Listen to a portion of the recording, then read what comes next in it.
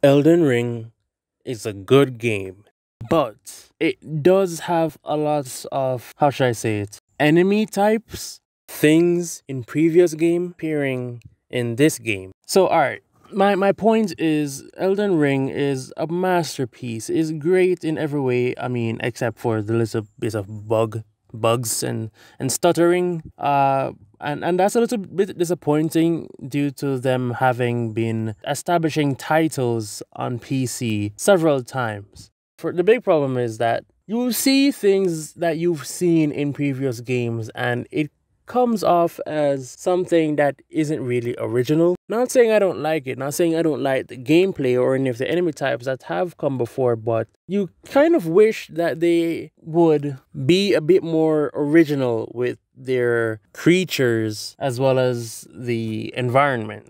If you played previous Souls games, you tend to notice a lot of things pop up that you've seen before in the previous games. And it makes sense that they do this because, as you may have known, all the Souls games have been very successful in their releases. What's the better bet? To create something completely original with no hint of past games in your new game, or to create something that bets on the Souls atmosphere, the Souls creatures, and I mean a successful one.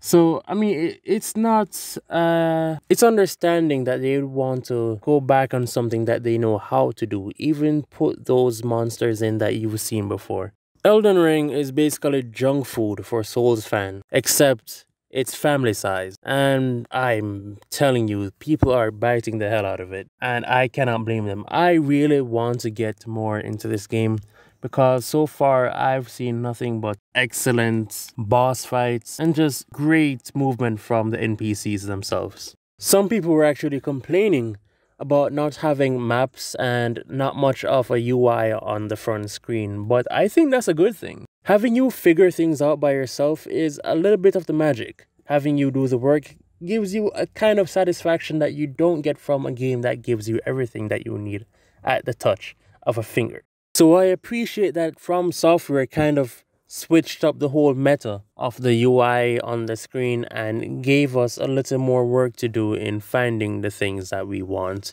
and exploring the world without much assistance. I know some other game developers are pretty salty over them receiving rewards or praise because they don't put in all those graphical assistants.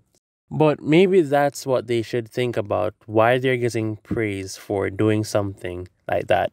It's because everyone else is doing the opposite. Everyone else is doing the same thing, and From Software had a brave enough heart to actually go out on a limb and kind of tone it down.